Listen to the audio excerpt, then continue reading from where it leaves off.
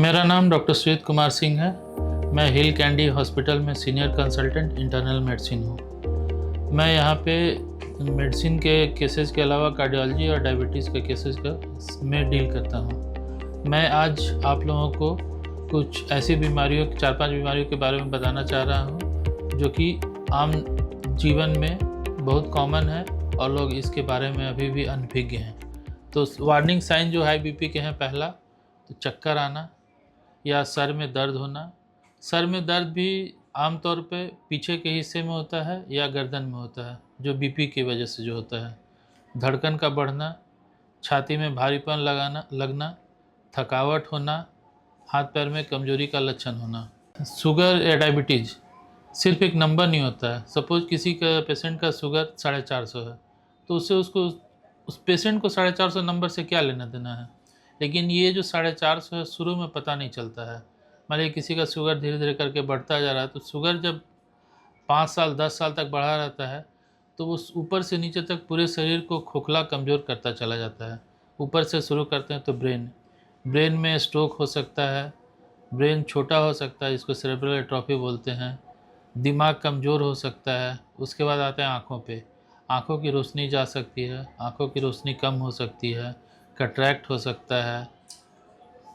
उसके बाद आते हैं दांतों पे। दांतों में इन्फेक्शन हो सकता है, कान में इन्फेक्शन हो सकता है, हार्ट में हार्ट अटैक हो सकता है, हार्ट में कोरोनरी आर्टरी डिजीज हो सकता है, हार्ट कमज़ोर हो सकता है, जिसे कार्डियोमायोपैथी बोलते हैं। उसके बाद आते हैं किडनी पे। किडनी कमज़ोर हो सकता है, किडनी कम काम कर सकता है, किडनी ख़राब हो सकता है अगर बहुत लंबे समय तक शुगर को कंट्रोल ना किया जाए। आ जाते हैं हाथ पैरों में। हाथ पैरों में कमज़ोरी, जैसे नस कमज़ोर हो जाना, से न्यूरोपैथी बोलते हैं। हाथ पैरों में झंझनाहट रहना, ये सारे लक्षण हैं जो समय के साथ धीरे धीरे करके डेवलप होते हैं। जब बहुत बढ़ जाता है तो लोगों को पता चलता है कि अच्छा, ये शुगर की वजह से हुआ था। पहले तो जीवन स्तर में सुधार करना है, खान पान में सुधार करना है और एक्सरसाइज को बढ़ावा देना है। आजकल जो देखा जा रहा है फास्ट फूड और ये शुगर का चीनी गुड़ का सेवन ज़्यादा हो रहा है। लोगों में एक मिथ है कि गुड़ अच्छा होता है, लेकिन गुड़ उतना ही खतरनाक है जितना कि चीनी होता है। गेहूं जौ की रोटी नहीं खानी है, दूध नहीं पीना है। दूध से कोई बहुत ज़्यादा फ़ायदा नहीं होने वाला है, उससे और ये भी शुगर के भी होने की संभावना बढ़ जाती है। प्लस लोग एक्सरसाइज आजकल नहीं कर रहे हैं। थोड़ी दूर भी जाना हो तो बाइक या कार से ही जाते हैं। न लोग साइकिल का इस्तेमाल कर रहे हैं, न पैदल चल रहे हैं। तो जितना संभव हो पैदल चलना है, साइकिल चलाना है, एक्सरसाइज करना है। एक्सरसाइज में एरोबिक एक्सरसाइज मतलब कि वेट लिफ्टिंग या पुशअप्स या उठक बैठक, ये सारी चीज़ों से ज़्यादा फ़ायदा होता है। फैटी लिवर को किसी भी स्टेज से रिवर्स कर सकते हैं। इसके लिए आपको खान पान में परहेज़ करना है, जैसा पहले बताया था, चीनी गुड़ का परहेज़ करना है, गेहूं जौ की रोटी नहीं खानी है, दूध नहीं पीनी है। प्लस ऑयल का इस्तेमाल बहुत कम, तेल का इस्तेमाल बहुत कम करना है। घर में बना हुआ खाना खाना है। जिस तेल का स्मोक पॉइंट ज़्यादा होता है उस तेल का इस्तेमाल करना है। इसमें सरसों तेल हो गया, कोकोनट नारियल का तेल हो गया, घी हो गया, इन तीनों से ही बना हुआ खाना खाना चाहिए।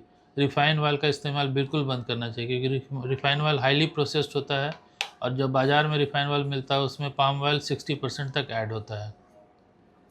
हार्ट अटैक आने से पहले आपको ठंडा पसीना हो सकता है, छाती में भारीपन लग सकता है, घबराहट हो सकता है, फीलिंग ऑफ डूम मतलब लगता है कि अब दुनिया ख़त्म होने वाला, इस तरह का फीलिंग हो सकता है, या कुछ गड़बड़ होने वाला एक पहला वार्निंग साइन मिल ही जाता है।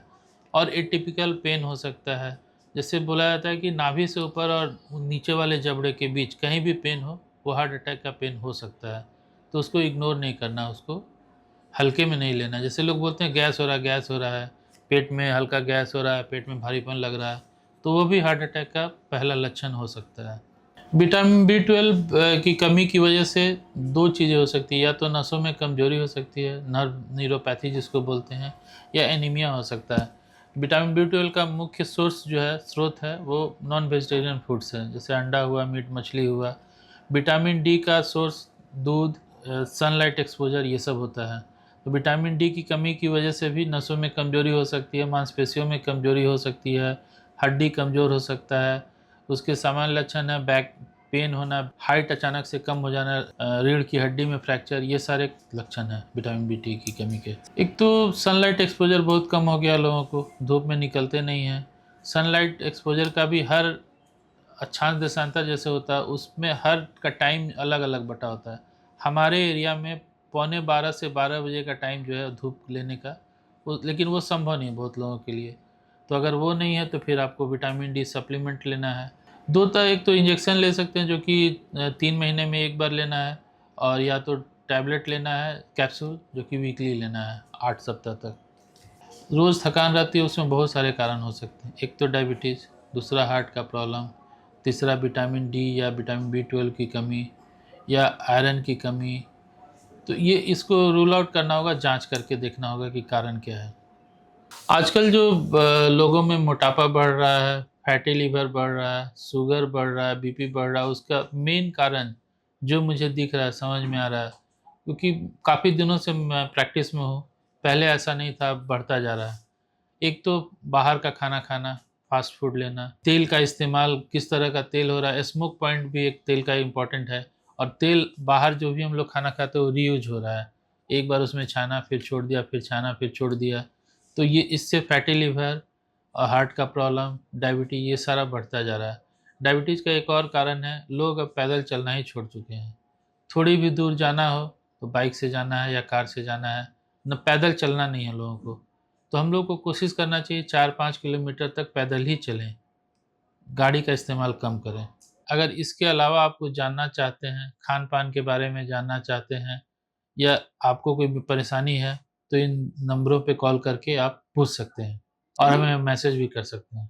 इसका जवाब हम आपको अगले वाले वीडियो में दे दिया करेंगे।